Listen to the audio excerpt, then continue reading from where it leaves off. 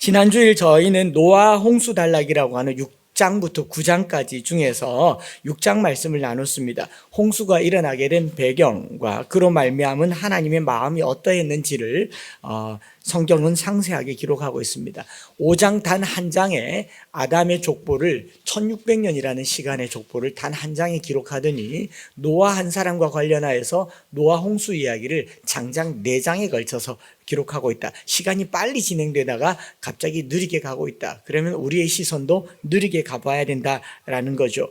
그래서 이 본문을 기록한 저자나 이것을 알려주신 하나님은 이 부분에 많은 관심을 기울이게 하고 있고 그냥 지나가지 못하게 하는 거죠.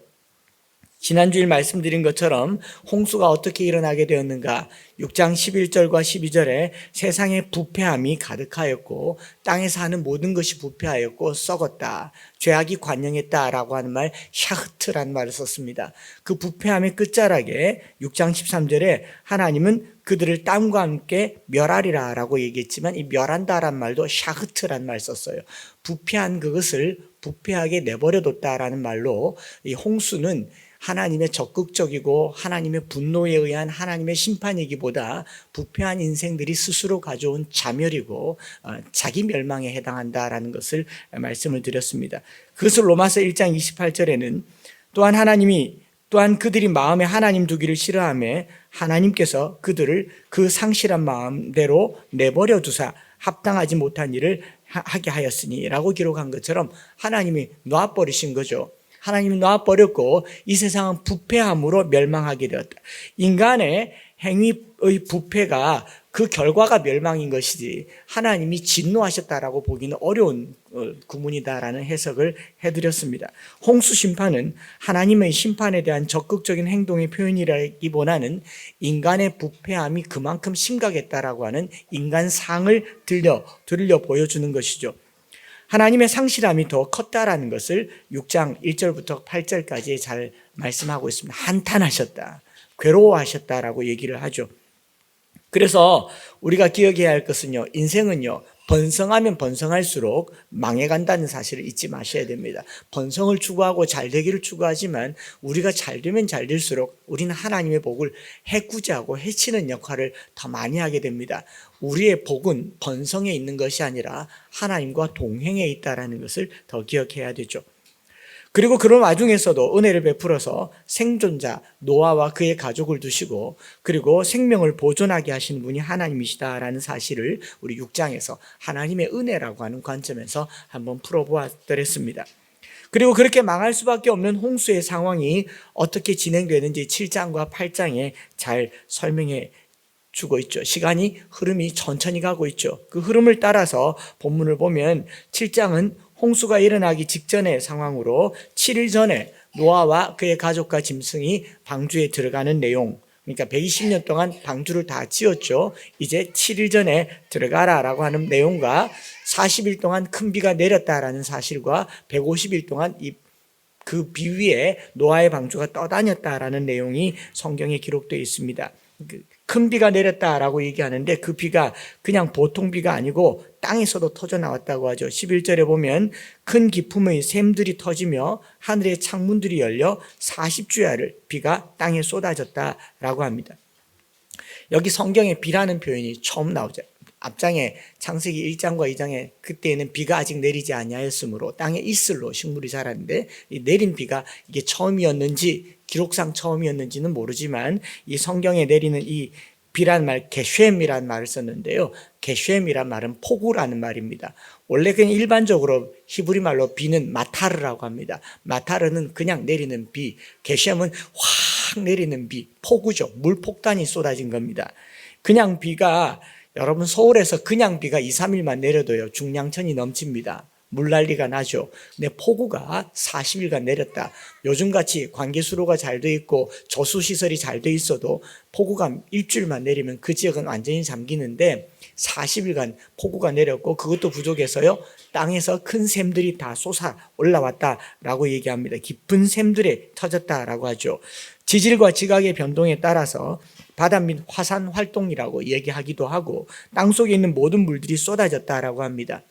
창세기 1장 6절부터 8절에 보면 물이 있는데 궁창이 있어서 궁창 위의 물과 궁창 아래의 물로 나뉘라고 했으니 하늘 위에 물이 쏟아지고 땅에 물이 올라와서 온 세상이 물에 잠기게 되었다라는 것이죠. 상상도 할 수 없는 무서운 광경인 것입니다. 상상도 할 수 없는 거고, 그렇게 150일 동안 물이 땅에 넘쳐 있었고 방주가 150일간 있었는데 24절에 보면 물이 150일을 땅에 넘쳤다라는 말 쓰죠. 넘쳤다. 이제 까바르라고 하는 말은 넘쳤는데 그냥 물이 과창이랬다라는 말로는 부족하고요. 스웰드라고 하는 말은 이 파도가 치듯이 출렁출렁거렸다는 거예요. 왜 출렁거렸느냐? 땅이 없으니까 경계가 없죠. 그런데 150일 동안 지구가 매일매일 자전하지 않습니까? 자전하면 달이 중력으로 물을 당기죠. 달의 중력과 23.5도 기울어져 있고 자전과 공전을 계속하면서 150일을 떠 있고 또 물이 가만 시간 150일이란 말은 물로 둘러싼 지구를 계속 돌리면 어떻게 되겠습니까? 풍선을 가지고 이렇게 돌리면 물이 모여서 타원형이 되겠죠. 그래서 그 물 위를 배가 떠다닌다고 하는 것은 상상도 할 수 없을 만큼 큰 풍랑 속에 있는 겁니다. 방주 안에 있다고 안전하다라고 보기는 어려울 만큼 굉장한 풍랑이, 해일과 같은 풍랑이 150일간 계속 있었던 거죠. 그러니 150일간 우리는 방주 안에서 안전하고 방주 안에서 평안하고 이런 것은 상상 못할 것이다라는 것이 여러 사람들의 이야기이고요. 그 속에서 도합 모두 376일을 있었죠. 150일, 150일, 앞에 14일, 뒤에 14일에서 376일, 1년하고도 11일을 더 있었는데 이 방주 안이라고 결코 안전할 수 없었습니다. 불안하고 두려움의 시간들을 보냈을 것이라고 추측하고, 거기 안에 있는 짐승들, 어떤 학자들은 동면했다라고 얘기하는데 그건 알 길이 없고요. 어쨌든 굉장히 불안했을 거라는 추측 정도는 할 수 있을 것 같아요. 또 누가 노아의 방주를 실물 크기로 만들어서 관광 상품화 시키기도 했는데 사진에 몇 컷 나와 있습니다. 보면 미국에서 저걸 만들었어요. 노아의 방주가 이랬을 것이다. 그 다음에도 보면 저렇게 만들어서요. 그리고 거기 안에 동물들을 저렇게 놨는데 저렇게 평화롭고 멋지지 않습니다. 저건 돈벌이 하려고 하는 장사치들의 이야기이고 성경을 과학으로 어떻게 증명해 보려고 하지만 저것과는 상상도 안 되는 두려움과 공포에 쌓여있던 것이 방주의 모습이다라는 것을 알 수 있고요. 다만 성경이 말하는 7장에서 반복적으로 말하는 것은 방주가 어떻게 생겼으며 거기 안에서 그들이 어떻게 지냈느냐라는 것보다는 반복적인 패턴 속에 하나님이 전하려고 하는 메시지가 있을 것이다라는 것이죠. 먼저는 1절에 방주로 들어가라 라는 말 쓰고, 또 7절에도 홍수를 피하여 방주로 들어갔고 9절에도 방주로 들어갔으며 13절에도 아내와 세 며느리가 다 방주로 들어갔고 15절에도 노아에게 나와 방주로 들어갔으니 16절 들어간 것들은 다 모든 것의 암수라. 하나님이 그에게 명하신 대로 들어가매 여호와께서 그들을 들여보내고 문을 닫으시니라. 들어가고 들어가매 들여보내고 문을 닫았다. 이거 중요한 이야기인 것 같아요. 반복되지 않습니까? 이 반복되는 내용들을 통해서 오늘 우리가 하나님께서 주신 말씀들을 찾아보려고 하는 겁니다. 지난 주일에도 잠깐, 이제 고릴라는 없어져도 될 것 같아요. 계속 우리를 쳐다보고 있는 거예요. 지난주일에도 잠깐 말씀드렸던 것처럼 방주는요, 조종할 수 있는 키도 없고 돛도 없고 닷도 없고 그리고 추진할 수 있는 엔진도 없습니다. 하나님이 문을 닫으시고 하나님이 그 많은 시간 동안 풍랑이 있는 배를 그냥 붙드셔야 겨우 살아남을 수 있는 피동적이고 수동적인 존재, 최소한의 생존 공간일 뿐이었던 거죠. 그런 방주로 들어가라고 하신 하나님의 의도와 하나님의 마음을 알아서 2020년도를 시작하는 우리의 기도 제목이 되면 좋겠다 싶은 거죠. 먼저 노아를 성경은 소개하고 있습니다. 노아, 6장에서도 노아는 의인이라고 얘기했지만 방주로 들어가는 노아에게 이렇게 말합니다. 1절에 이 세대에 네가 내 앞에 의로움을 내가 보았음이라 라고 얘기합니다. 성경은 노아가 하나님 보시기에 의롭다라고 얘기했고 또 그것을 6장에서도 기록하고 있고 동행했다라는 표현까지 씁니다. 그런데 노아가 얼마만큼 의로우며 노아가 어떤 삶을 살았다라는 기록은 자체가 없습니다. 단지 네가 내 앞에서 의로움을 내가 보았다라는 표현을 쓰고 있죠. 여기 보았다라는 말을 주목해서 보면 됩니다. 6절에서 하나님이 본 세상은요, 6장에서 하나님이 본 세상은 죄악이 가득함과 마음으로 생각하는 모든 계획이 항상 악할 뿐임을 보셨습니다. 하나님이 본 세상은 죄악이 가득했고 모든 계획이 악한 것만 보였습니다. 12절에 하나님이 보신즉 땅이 부패하였다. 6장 12절에 하나님이 본 세상은 부패하고 죄악이 가득했습니다. 악함만 보였습니다. 그런 중에 하나님의 시선이 한 곳에 머물렀는데 그의 이름이 노아였고 그 이름의 뜻은 하나님께 위로가 되었다. 온통 악하지만 개 중에 좀 나은 사람이었다고 지난주에 말씀을 드렸죠. 하나님의 거룩하심과 의를 만족할 만한 그런 의는 아니었을 수도 있습니다. 상대적이라고 했어요. 그 6장에 가득한 죄악 가운데 유독 빛나는 한 사람이 있었을 뿐이다 라는 거죠. 내 앞에서 라는 말 썼지 않습니까? 내 면전에서 라는 파나이라는 말을 쓰고 있는데 이 개 중에 좀 나았다라는 거죠. 저는 이 말씀 보면서 신앙생활이 항상 완벽하고 모든 것을 철저히 하고 또 철저하게 투철하게 살 수는 없지만 하나님 눈앞에 긍휼함을 얻는 것, 이게 의롭다함을 얻는 것이 아닌가 생각합니다. 그래서 신약은 뭐라고 합니까? 의롭다 함을 받았다. 칭의, 의롭게 여김을 받았다. 우리가 의롭게 된 것은 하나도 우리에게서 나온 것이 없다. 철저한 하나님의 선언 속에 있고 하나님의 자비하심 속에 있다는 것이 노아에게서도 발견될 수 있다라는 것이죠. 하나님이 불쌍히 여겼다라는 말과 다르지 않습니다. 하나님의 자비하심 앞에 의롭다 하심을 입은 겁니다. 또 이 의롭다함을 입었다라고 말할 때 하나님이 내가 보았다라는 말을 다른 영어 번역에는 이렇게 말합니다. For I have chosen you. 내가 너를 선택하였기 때문이다. A righteous person in this generation. 이 세대에서 의로운 사람으로 내가 너를 택했다라는 말. 이 라아라는 말을 씁니다. 라아라는 말은 라아라는 말, 라이티라는 말은요. 하나님이 보신다, 준비하신다, 선택한다라는 뜻을 가지고 있어요. 이 단어가 어디 쓰이냐면 창세기 22장 14절에 아브라함이 이삭을 모리아산에 바칠 때 하나님이 아브라함아 그 아이에게서 손을 떼어라. 그리고 제단에 올릴 제물을 찾으니까 양 한 마리가 나무에 걸려 있는 것을 보지 않습니까? 그리고 그 양을 보고 아브라함이 뭐라고 하냐면 여호와 이레라고 하는 이레라라는 말을 같은 말을 쓰는 겁니다. 하나님이 준비한 양인 거죠. 그러니까 이 부패하고 죄악이 가득한 세상에 하나님이 준비한 사람이 있었으니 그가 노아였다라는 겁니다. 노아가 의로워서 그가 구원받은 것이 아니라 이 패역한 세대에 이 세대를 구원하기 위해서 하나님이 준비한 사람이 있었다. 저는 이것이 오늘 저와 여러분들이었으면 좋겠고 우리 교회의 역할이어야 하는 줄 믿습니다. 우리 행위가 남보다 나아서 우리 행위가 의로워서 라기보다는 이 패역한 세대에 그나마 이 교회와 이 성도들이 하나님으로부터 준비된 백성으로 살아간다는 것, 이 시대에 여러 사람들을 구원하기에 준비된 백성으로 선택받았다라고 하는 것, 이거 I have chosen you. 여러분들이 이 한 해에 하나님의 택함 받은 백성으로 살아드릴 수 있기를 축복합니다. 노아에게 무슨 선함이 있었다거나 의로움이 있었다라는 것은 사실 인간적인 생각이고요. 우리는 그에게 어떤 공로도 찾아볼 수 없습니다. 물론 순종했어요. 그리고 방주를 지었습니다. 그것이 노아에겐 의가 될 수는 없습니다. 2020년을 시작하면서 악하고 부패한 시대를 살지만 하나님이 이 시대에 준비해 두신 하나님의 긍휼함을 입은 하나님의 눈에 보시기에 의로운 저와 여러분들, 그리스도의 은혜로 의롭다함을 입은 여러분들, 이 시대를 구원하는 하나님의 사람들 되시기를 소망합니다. 그리고 2절로 와서 보면 짐승을 방주에 넣었다고 하시는데 6장과 다른 표현이 있죠. 6장에는 그냥 짐승을 암수 한 쌍씩, 암수 둘씩 이렇게 데리고 온다라고 얘기했는데 갑자기 정결한 짐승 7, 부정한 짐승 2 이렇게 표현하고 있는 거죠. 형용사와 숫자가 기록되어 있습니다. 정결한 짐승 암수 7씩, 부정한 짐승은 암수 2씩을 데려오겠다고 하십니다. 6장 19절과 20절에는 그냥 한 쌍씩 그랬는데 마음이 바뀌었습니까? 120년 동안 방주를 지어놓고 보니 하나님이 짓고 보니 좀 크네. 공간이 많이 남았다. 얘야 그걸 좀 더 많이 넣도록 하여라. 그래서 7쌍씩 넣어라. 그렇게 했습니까?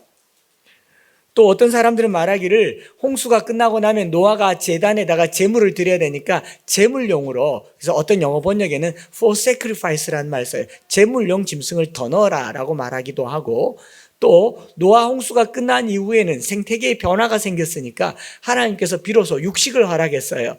피채 먹지 말지만 짐승을 잡아먹어도 된다고 하니까 먹을 짐승을 위해서 7쌍씩을 넣으라고 얘기했겠습니까? 이런 해석이 조금 위험하지 않는가 생각을 해요. 짐승은 완전히 희생제물인 거죠.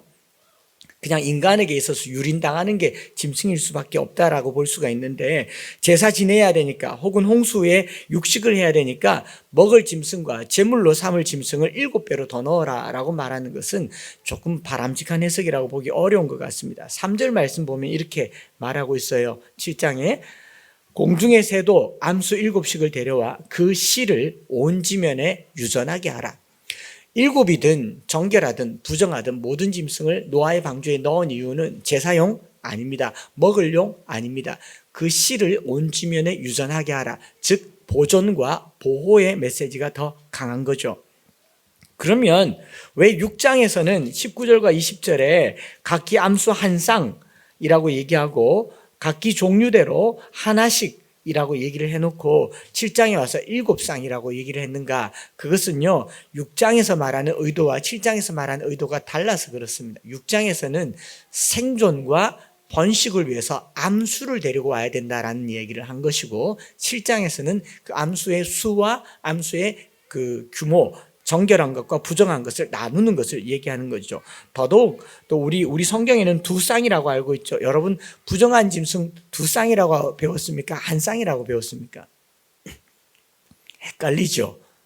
내 머릿속에는 1쌍이라고 하는데 왜 여긴 2쌍이라고 하지? 이렇게 헷갈립니다. 영어 성경에도 a pair라고 1쌍이라고 나오고 어떤 데서는 2쌍이라고 나옵니다. 그게 이제 70인역과 히브리어 마소라 번역의 번역상의 차이인데, 히브리어 성경 번역인 마소라 성경에는 1쌍이라고 나오고 70인역에서는 2쌍이라고 나옵니다. 그래서 번역상에 착오가 생겼고, 사마리아 번역이나 이 마소라 번역상에 뭐 라틴어 불가타나 여러 가지가 달라서 어느 한 편을 쓰는데 전혀 여기에는 아무도 개의를 하지 않아요. 1쌍이든 2쌍이든 7쌍이든 별로 신경 쓰지 않는 걸로 봐서는 중요한 것은요, 7, 2, 하나보다 더 중요한 것, 정결한 것, 부정한 것에 구분이 있다는 것, 여기 더 집중해 보아야 할 것 같습니다. 그러면 만약에 제사용 제물로 7쌍을 넣을 거면, 방주가 크기가 커서 적절할 거면, 저 같으면요, 부정한 짐승은 안 태울 것 같습니다. 제사를 많이 지내려면 정결한 짐승을 차라리 더 많이 넣는 게 좋지 않겠어요? 정결한 짐승 몇 쌍 더 넣으면 소고기 좋아하는 사람 좀 더 먹을 수도 있고, 뱀고기는 안 먹지 않습니까? 그렇지 않습니까? 부정한 짐승을 굳이 방주에 넣을 필요가 없잖아요. 기왕 쓸어버릴 때 싹 다 쓸어버리면 좋지 않겠어요? 부정한 짐승인데, 여러분들은 부정한 짐승을 사랑하십니까? 제 주변에는 뱀도 키우고 또 뭐도 키운다더라?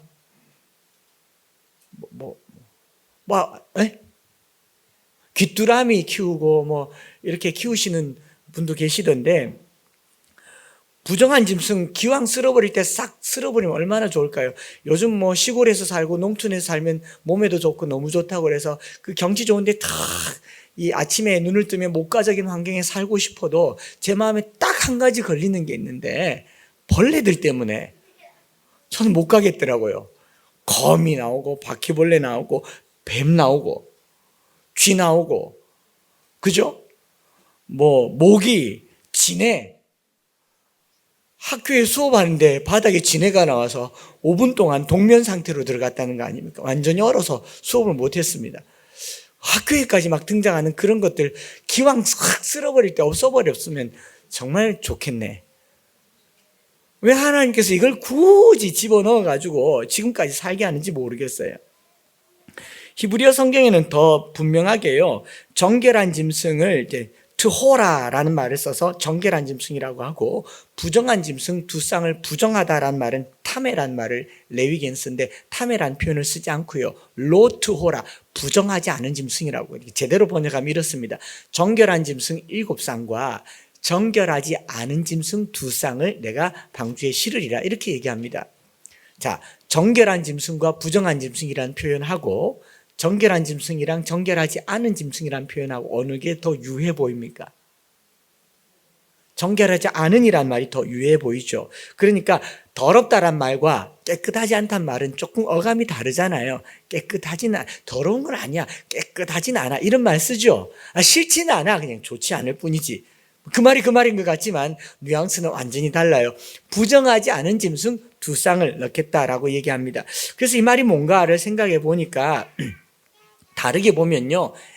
깨끗하진 않지만 약사 같은 뭔가 좀 불편하고 멸종의 위기에 있는 생존의 위기에 있는 짐승들을 일컫는 말이 아닌가 생각을 해보는 겁니다. 이 정결한 짐승과 부정한 짐승이란 말에 좀 시선을 두고 우리에게 주는 기도 제목을 삼아 보려고 합니다. 방주에 들어가라고 할 때 노아를 집어넣은 것도 노아가 딱히 의인이어서가 아니라 그를 이 시대에 준비시키려고 하셨다는 것과 정결하거나 부정한 짐승을 방주에 넣을 때도 생명 있는 것들을 보존하려고 하는 하나님의 뜻이 있는데 우리에게 주시는 기도 제목이 뭘까 생각을 해봤는데 첫 번째로요. 세상이 부패하고 타락해서 세상이 물로 씻김을 당하는 소위 말해서 쓸어버림을 당하는 중에서도요. 하나님께서는 생존에 필요한 각기 모든 생물들을 종류대로 보존하고 보호하고 계시며 그 타락한 인생조차도 하나님은 쓸어버리시지 않고 새롭게 만들지 않고요. 고쳐서 쓰시려고 하신다. 보존하게 하시는 하나님의 자비하심이 있다라는 겁니다. 우리 기독교 신앙 속에서 이거 잊지 말아야 됩니다. 우리 하나님 창조주 하나님이시니까 쓸어버리고 새로 하면 좋죠. 하나님이 새 창조를 할 수 있는 제일 좋은 기회는 창세기 3장에 있었습니다. 에덴 동산에서 먹지 말라고 한 거 그거 먹었을 때 그냥 못 본 척하고 뒷발로 슬그머니 밟아버리고 다른 흙 가지고 만들었으면 아덤 2 이런 거 만들었으면 세상은 지금 같지 않았겠습니까? 그런 아담에게도 가죽옷 지어 입혀서 새로운 기회를 주시는 하나님이셨는가 하면 그렇게 폐괴하고 부패한 인생도 싹 쓸어버리시지 않고요. 그 와중에서도 살리기를 원하시는데 여러분 살릴 때 부정한 짐승까지 살릴 필요는 없잖아요. 그런데 하나님께서는요. 포기하지 않고 자신이 만든 피조 세계를 보존하고 유지하고 지키시기를 원하십니다. 우리 인생들은요, 뭐가 틀어지면 쓸어버리고 새로 하는데 굉장히 익숙해요. 건물 허물어버리고 새로 하고. 이게 다 미국에서 가지고 온 이 어떤 신문물 영향이라고 저는 그렇게 판단을 하는데 유럽에만 가봐도 그렇지 않습니다. 오래되면 오래될수록 어쨌든지 헐지 말라고 합니다. 건축도 규제가 심하고 또 오래된 건물은 법으로 헐지를 못하게 합니다. 그러면 오래된 건물을 가지고 있는 집 주인은요, 법으로 이걸 헐지를 못하니까 유지보수를 해야 되잖아요. 유지보수하는 돈이 너무 드는 겁니다. 그래서 귀족의 자제분들이 이제 21세기를 사는데 큰 궁궐 가지면 좋겠죠. 너무너무 좋고 땅도 넓고 좋은데 이거 헐지도 못하고 역사적 가치가 있으니까 보존해야 되는 거예요. 보존하려고 하는데 돈이 너무 많이 드니까 이걸 감당을 할 수가 없어서 어쩔 수 없이 내가 귀족이고 우리가 부자임에도 불구하고 이걸 정부에다가 그냥 헌납해버립니다. 우리는 이 중에서 50평만 주세요. 거기서 단칸방만 주세요. 거기서 살고요. 정부가 이 큰 카슬 같은 거를 받아다가 내셔널 트러스트라고 하는 큰 재단에서 이걸 유지보수하면서 관광 사업을 하는 겁니다.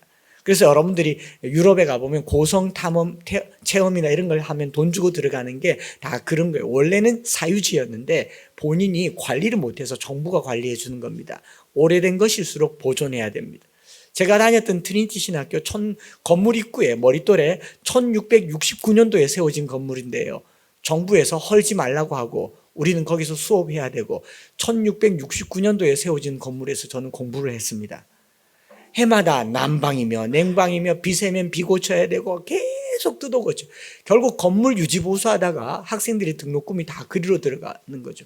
결국 어떻게 해야 되냐면 포기해야 되는 거예요. 나라가 이걸 고쳐줘야 되는.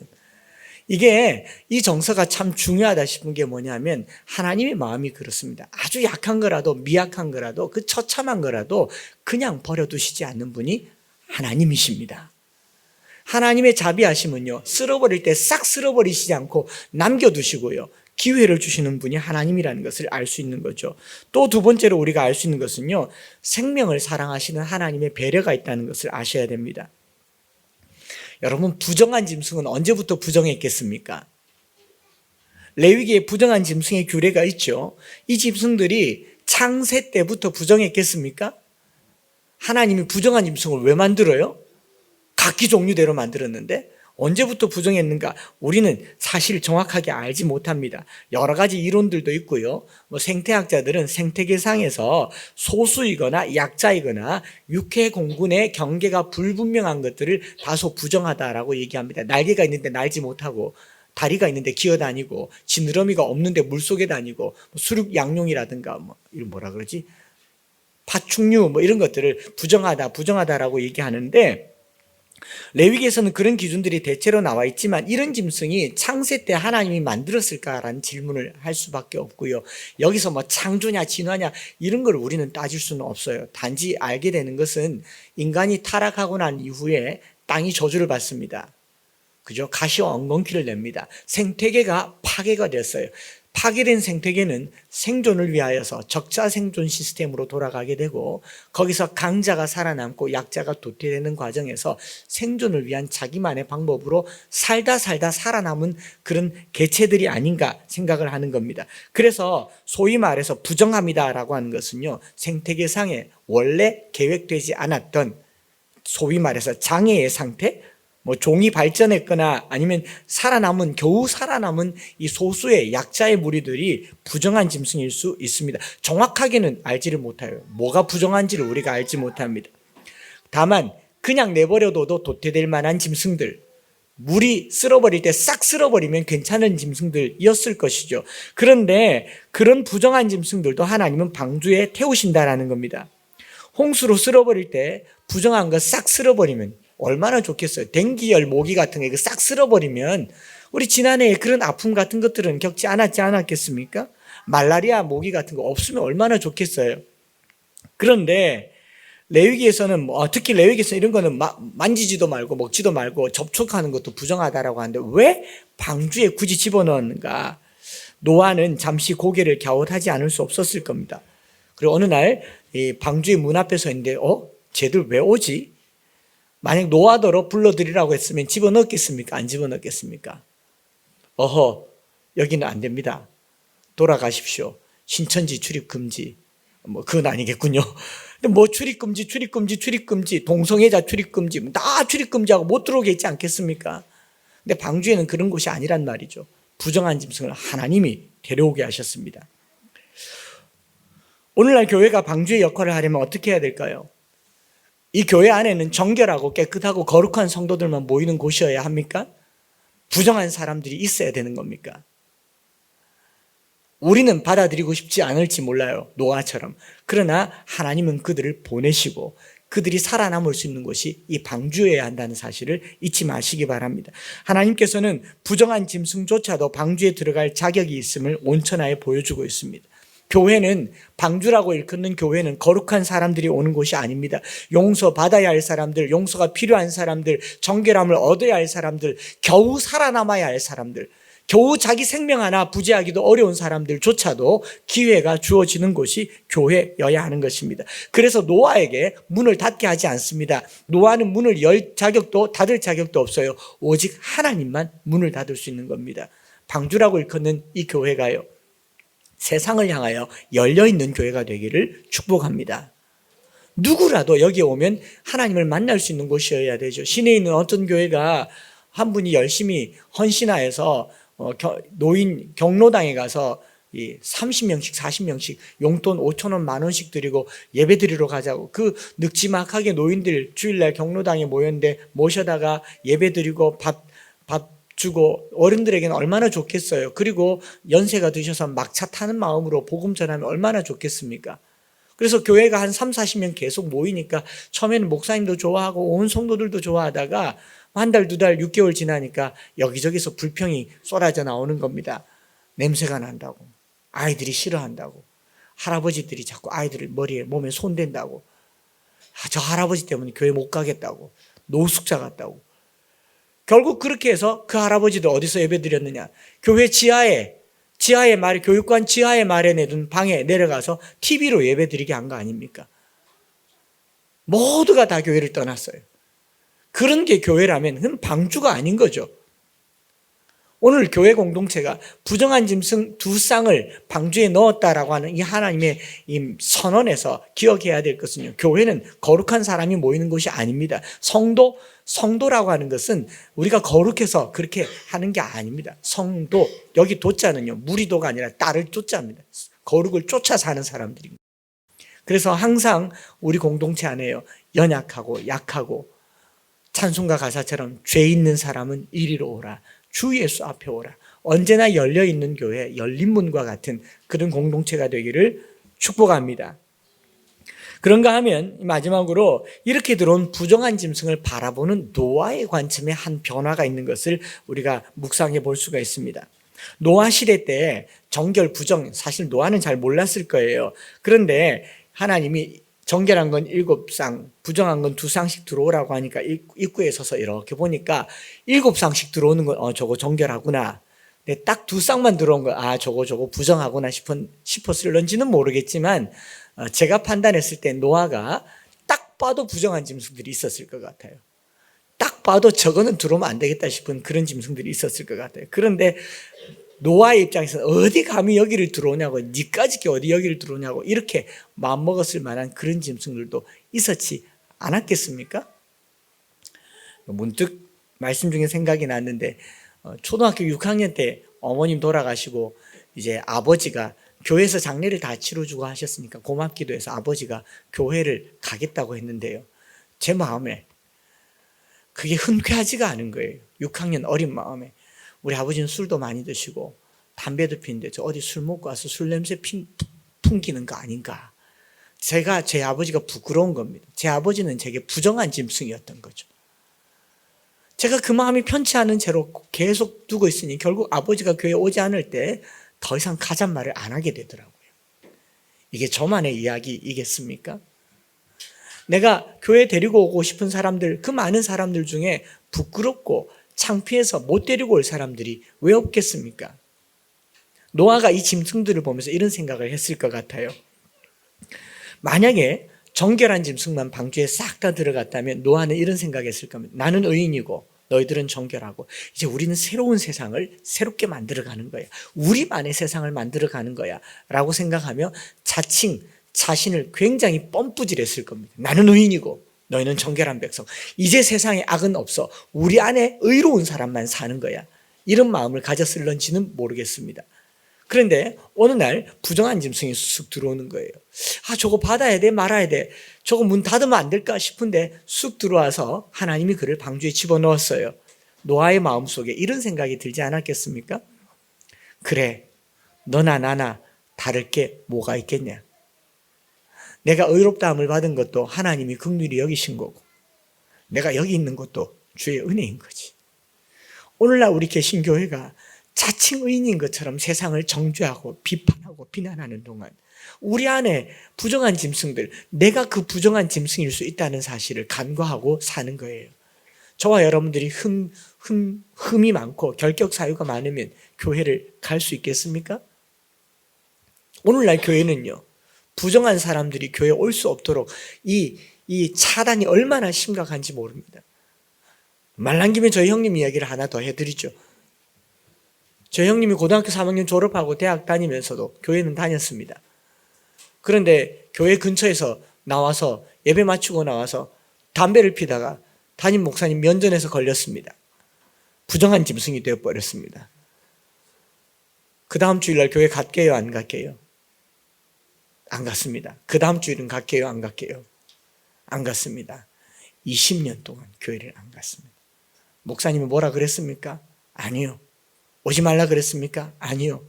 그런데 이 교회라고 하는 이 바닥이 그런 사람들은 못 오게 만들었잖아요. 여러분 혹여나 삼지구에서 술 한잔하고 저를 만나시거든 다음 주일날 교회 오실 수 있겠습니까? 간곡하게 부탁드립니다. 꼭 오십시오. 교회는 그런 사람들에게 열려있는 것이고요. 그런 사람들이나 저나 별반 다를 거 없는 사람이라는 것을 말해주고 있어요. 노아는요, 자신도 부정한 사람과 다르지 않다는 것을 얘기하는 겁니다. 목회를 하다 보면 목회자가 마치 스스로 자기 자신을 나시린으로 여기는 우를 범하는 경우가 많습니다. 목회자 나시린 아니에요. 구별된 사람으로 여기고 어느 교회에서는 목회자를 레위인이라고 여기면서 성도들과 어울려서는 안 되고 성도들과 다른 존재라고 여기고 성도와 목사는 다르다라고 얘기하는 그런 교회도 있습니다. 그저 꼴랑 신대원 3년 나왔다고 목사 안수 받았다고 노회에 등록했다고 뭐가 바뀐다고요? 아무것도 아닌데 목사인 양 목사가 기도하면 뭐가 나타나는 것처럼 목사가 기도하면 뭐가 달라지는 것처럼 아니에요. 우리도 부정한 짐승입니다. 우리도 아무것도 아닌 짐승인 거죠. 방주는 의인이 만들고 의인이 타고 부정결한 짐승이 들어가는 곳이 아니고요. 부정한 사람이 의롭다함을 받았고 부정한 짐승이 탔고 부정한 짐승에게까지 미치는 하나님의 자비하심이 있는 게 바로 교회고 방주와 같은 공동체인 줄 믿습니다. 우리 공동체에 어떤 사람들이 모였으면 좋겠습니까?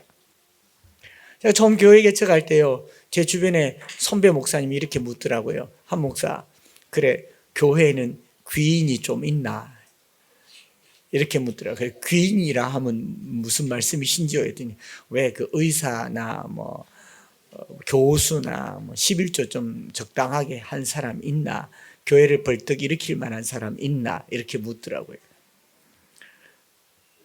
또 제가 잘 아는 존경하는 장로님은요, 교회 개척할 때 제게 뭐라고 말씀하셨는가 하면 기관장을 전도하라 그러더라고요. 기관장을 전도하면 일단 11조가 많아지고 기관장의 부하 직원들이 교회에 나올 수 있기 때문에 교회가 벌떡 일어난대요. 그랬더라면 예수님이 로마 황제를 전도하셨어야죠. 그러지 않습니까? 제가 부목사 때 음료수 들고요, 대구 보건대학교 총장실에 그냥 마구 무턱대고 들어가서 예수 믿으라고 들어가 보니까 안에 절이 있던데, 그렇게 기관장을 전도하라고 다녔던 적도 있습니다. 그게 교회면요, 더 이상 그것은 교회일 수가 없습니다. 그 말도 안 되는 얘기를 하는 거예요. 우리는 의인이 아닙니다. 우리는 부정한 짐승이에요. 여기서 제 시선을 온통 빼앗은 것은요, 한 목사, 너는 정결한 짐승이냐 부정한 짐승이냐? 너는 그 방주에 들어갈 자격이 되느냐? 너는 그 방주에 무슨 조건으로 들어가느냐? 오로지 하나님의 은혜로 들어간다는 사실을 믿으시기 바랍니다. 오늘 우리 교회 공동체가 모든 사람에게 열려있는 것은 하나님의 은혜밖에 없습니다. 우리에겐 어떤 선함도 어떤 의로움도 어떤 자격도 없다는 것, 하나님의 자비하심이 많은 것. 그래서 하나님 말씀하셨어요. 그 부정한 것도 그 씨를 온 지면에 유전하게 하라. 이렇게 말씀하셔요. 저들도 살아야지. 저들도 살아야지. 약한 자도 악한 자도 부정한 자도 모든 사람들도 살게 하는 것. 하나님이 닫기 전에는 그 누구도 그 문을 닫지 말아야 할 곳. 이곳 엠마오 공동체가 되기를 바랍니다. 이 방주라고 하는 것은 하나님만 운행하는 거예요. 키도 없습니다. 외부 요인에 의해서 운행합니다. 추진장치도 없고요. 노아가 아니면 안 되는 그런 방주가 아니에요. 하나님이 아니면 안 되는 방주죠. 그런데 오늘날 교회가 목회자 한 사람 리더십에 전적으로 의지해서 목사님이 아니면 안 됩니다라고 하니까 결국 내가 아니면 안 되니까 내 아들에게 맡기자, 이런 일이 일어나지 않습니까? 이런 불상사가 왜 일어나요? 노아가 방주를 운전한다고 생각해서 그래요. 목회자가 교회를 운행한다고 생각해서 그렇습니다. 2020년도에 우리 한번 이렇게 다짐하고 기도해 보려고 하는 것은요, 우리 교회를 운행하시는 분은 하나님이시고 이 교회 안에 들어와 있는 모든 사람들은 저나 여러분들이나 모두가 부정하고 고개를 들 수도 없고 생존도 어렵고 그저 숨 껄떡껄떡거리며 하루하루 살아가는 사람만 있으면, 에스겔이 말한 것처럼 빛에라도 사람만 있으면 되는 그런 긍휼함이 필요한 존재라는 사실을 잊지 마시기 바랍니다. 철저하게 하나님이 이끌어가는 그런 공동체 되기를 바라는 거죠. 우리 인생이요, 태바 방주 인생입니다. 돛도 없고 닷도 없고 키도 없고 항법 장치도 없고 브레이크도 없고 추진력도 없습니다. 게다가 안에는 부정한 짐승, 정결한 짐승 뒤죽박죽 섞여 있습니다. 그리고 문을 열고 닫을 권한조차도 없습니다. 하나님이 닫으실 때까지 항상 열려있는 교회, 그런 공동체. 17절에 물이 많아져서 방주가 떠오릅니다. 18절에 물이 더 많아져서 방주가 그 위를 떠오릅니다. 19절에 물이 땅이 더욱 넘쳐납니다. 방주가 떠오릅니다. 20절에 물이 불어났습니다. 산들이 다 잠겼습니다. 그 위를 떠오르는 방주. 물이 불어오르면 오를수록 방주가 땅에서 올랐고 떠다녔으며 다 죽었으나 그 안에서는 살 수 있는 공동체, 우리 엠마오 교회 공동체가 되시기를 축복합니다. 거기에 하나님의 긍휼하심이 있고 하나님의 나라가 있으며, 이 2020년도에도 오직 하나님의 은혜로, 하나님의 긍휼하심으로, 하나님의 자비하심으로 살기를 바라고요. 누구도 누구를 정결하다고 부정하다고 여기지 마시고, 그저 하나님이 열어주시는 대로, 보내주신 대로 그저 받으시고, 행여나 혹여나 길 가다 저 만나시면 손에 구름 과자가 들려져 있거나 혹은 알코올 음료가 들려져 있거나 인사불성이 됐거나 기왕 된 김에 마저 더 마시고 기억 잊어버리시고 아무것도 모르는 것처럼 해맑게 교회 와서 하나님 앞에 주여 내가 왔습니다. 그래도 주님은 이렇게 말할 겁니다. 그 씨를 온 지면에 유난하게 하라. 하나님 이렇게 말씀하셔요. 너도 살아라. 옆 사람에게 그렇게 말해보세요. 너도 살아라. 우리 살자. 우리 지난 한 해 동안 교회 공동체가요, 너무 많이 정죄하고 너무 많이 미워하고, 우리는 그럴 자격이 없어요. 우리는 그들도 사랑해야 되고 이들도 사랑해야 되고요. 모든 사람을 사랑할 수 있는 자격밖에 없어요. 그래서 한 해 동안 열심히 뜨겁게 사랑하는 저와 여러분들, 사랑해서 살아가는 저와 여러분들 되시길 바랍니다. 그게 하나님의 나라 이올시다. 이 찬양 드리면서 우리 한번 기도 드리겠습니다.